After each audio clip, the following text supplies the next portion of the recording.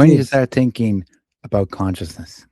That there's more to life, because Well, that's very mature. I mean, when I was 20 and you were 20, we're 20 exactly. I was already yeah, yeah. You were an we're hour and a 20. half older than me. You're an hour and a half older than I'm me. an hour and a half, 90 minutes older than you. Yeah, yeah. So as I said, I was on the Buddhist route, I suppose. Come back in January 2014. I needed to do something sharpish because I and my drinking was the binge drinking was big. It was a massive problem for years, but I knew I had a binge drinking problem. You know, I would go out, just get hammered and pretend I was the life and soul of the party. You know, and people thought you're grand. I was that, but in that inner world of mine was an absolute turmoil, man. It was all over the place. I had no self-respect. I had no I didn't like myself, man, 100%. And Yeah. my outer actions, although if you've seen me, you would see somebody having a good time. And I was the last person to leave the pub, probably the last person to leave the night. I didn't want to be with myself, you know. So that's binge drinking and having working and losing jobs because it wasn't enough on Mondays. And, you know, and this went on for years. Then in yeah, I just had another time I went to the story, but just to cut to the chase, in December 2013, I I went on a bender for about 5 days, and after it, I just go, gosh, this has to stop, or I don't know, you know, I just didn't know if it was going to be around much longer, you know. So I picked up my laptop and I started reading about meditation. I was like, man, meditation. This thing can slow the whole show down. This thing can like maybe give you some space between your thoughts, the negative thoughts that you keep having and things like this. And man, I thought I'm just a little light bulb went bing in my head. And it was I looked up where I could learn, and I could learn at the Dublin Buddhist Centre. And I was there first thing on the 14th of January to learn. And that was a kind of my Wow, gateway, incredible. yeah, gateway into meditating. But when I did arrive there, it was they done a course, 6-week course, and there's about 20 people there.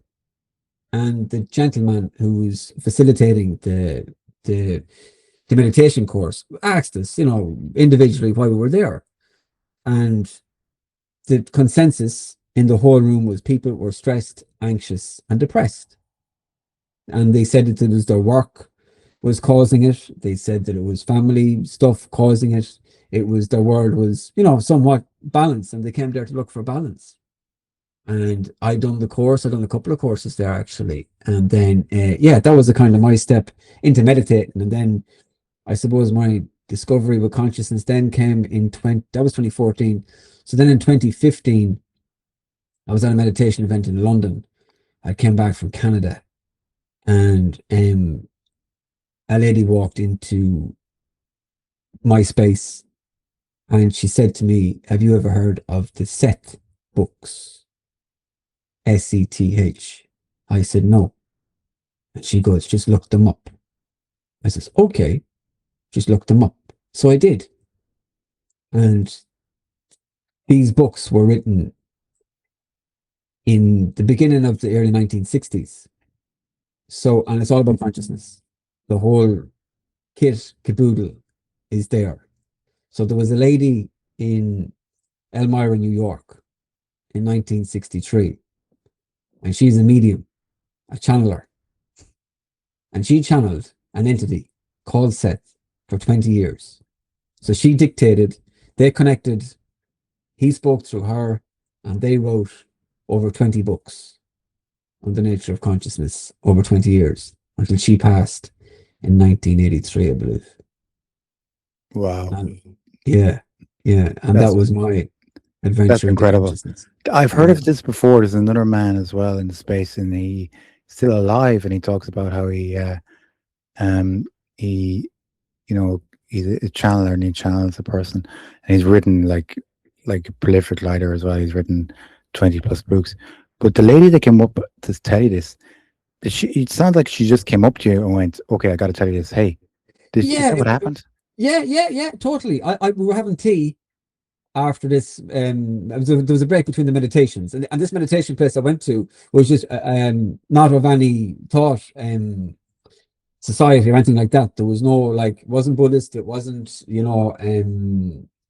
how do I say, it was just people going doing their own thing Yeah. and what they wanted to meditate on. There was nobody Yeah. leading it per se, but we had tea, and then she just came out of the fresh air, man, and said to me that, and then I was only even thinking about it today. Like, I'd love to somewhere contact her. I don't know how I could do it. Maybe send a message out on social medias, would she remember me? Because that fundamentally changed my direction in life and where I am today.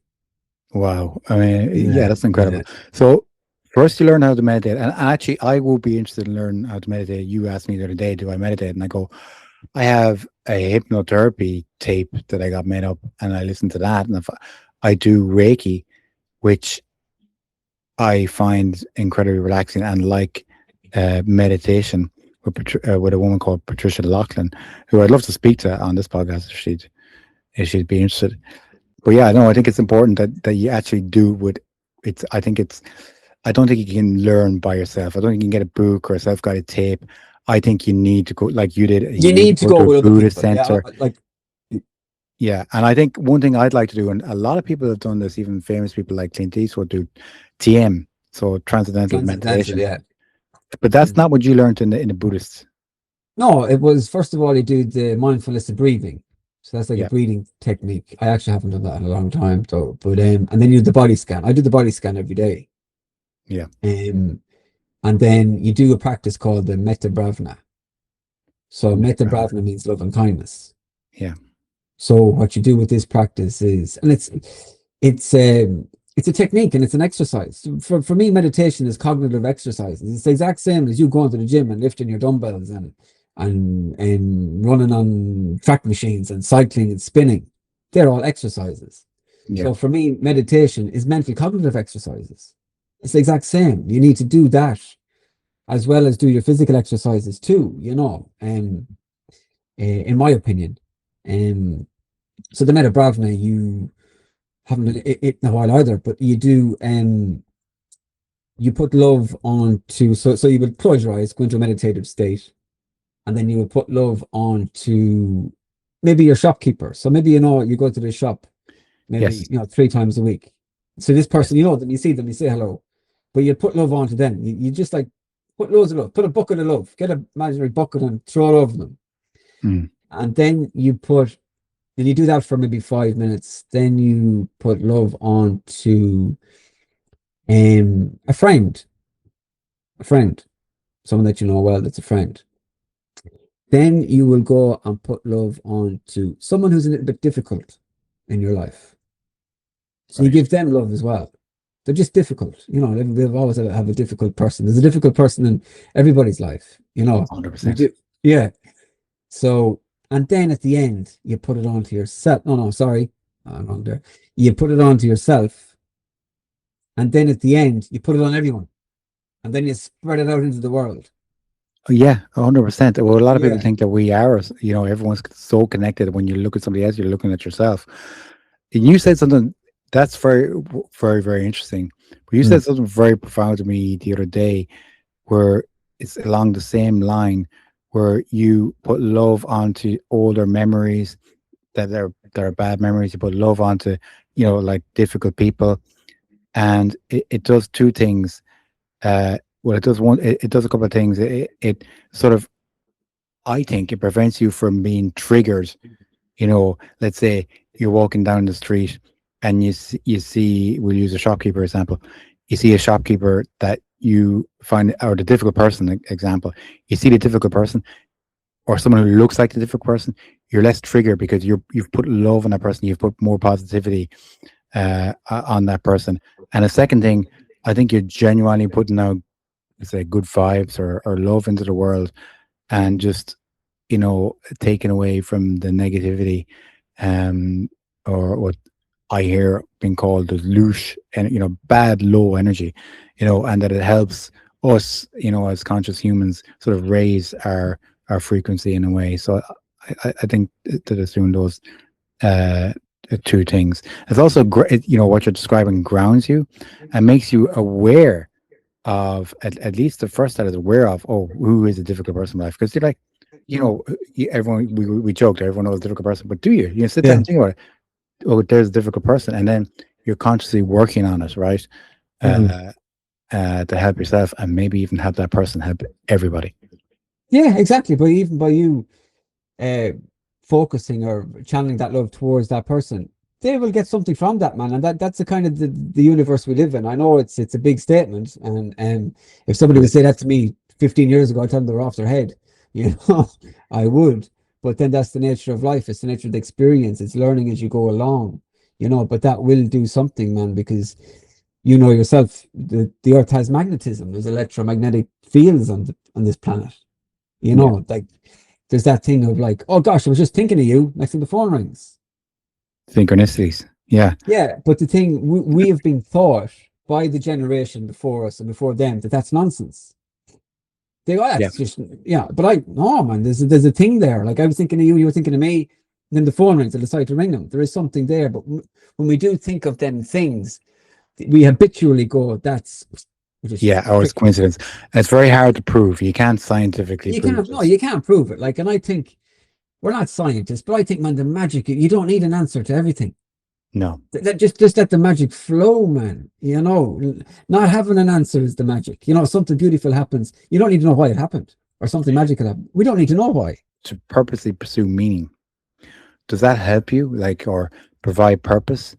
I mean, even that small action of thinking positively and thinking lovingly of a number of different people, and then to yourself, and then to everybody.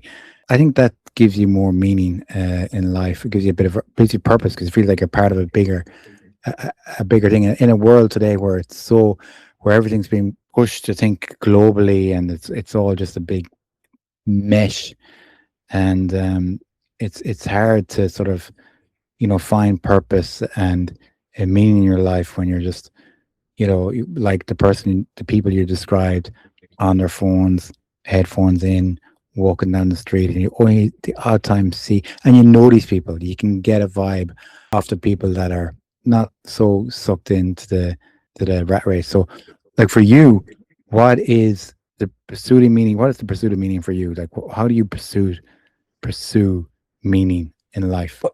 Well, first of all, I live day to day.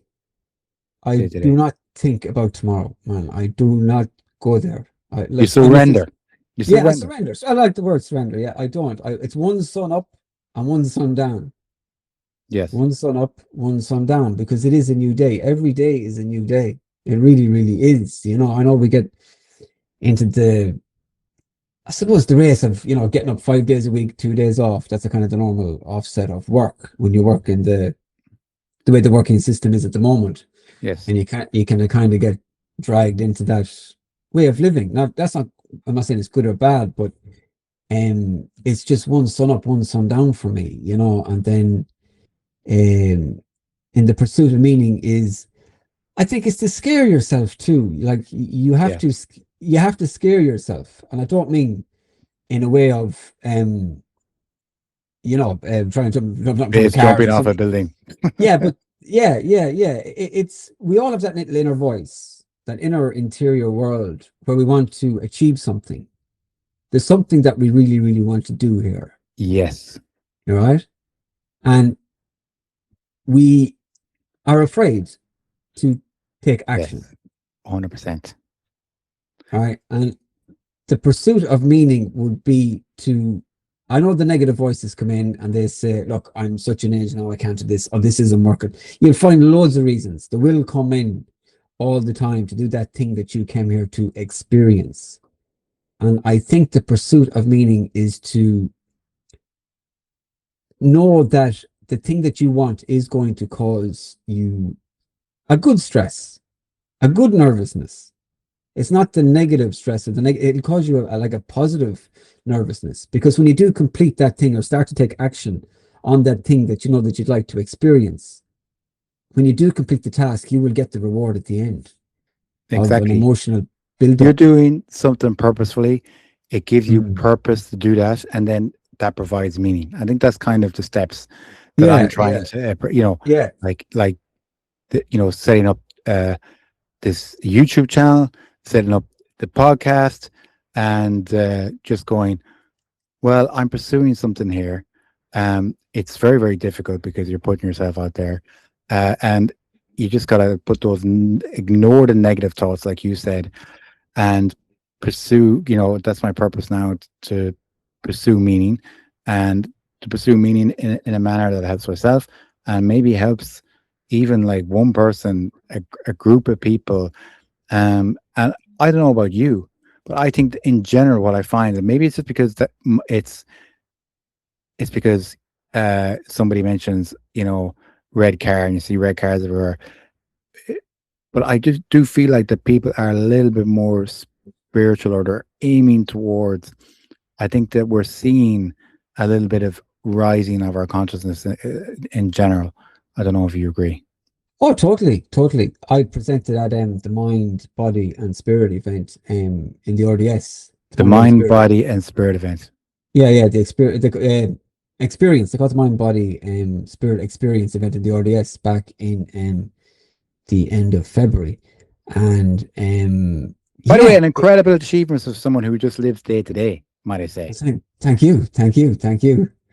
Um, and yeah, I've never seen so many people. Like, I've been attending the Mind Body Spirits events as an attendee for the last 10 years, and I've never seen it as busy. It was, in some of the paths between the the stalls and the practitioners and the talk, you couldn't get moving. Yeah. You couldn't get moving. And I just said to the gentleman that was on, I said, I have never seen it as busy. And he says, no, neither has he. And that event is primarily about consciousness, and about seeking different ways to understand yourself, I suppose, the mind, the body, spiritually, and not, let's say, go with the old generation of thinking, and the suppressing of a lot of emotion, and what I think. Exactly. And I think that's kind of what provides meaning as well, is that this journey of discovery and finding out for yourself, rather than relying on what is the prevailing, thinking of the year, or the decade or century that you Mm. live in. Well, I think that's probably a good place to wrap things up. My name is Paul McDonald. This is the Pursuit of Meaning podcast with Ciarán Conboy. And Thank you very much for having me, Pork. Thank you. yeah, no, thank you. Well, first, we don't know who's going to be on next. I don't know what's going to happen, but Yeah. sure, we'll see.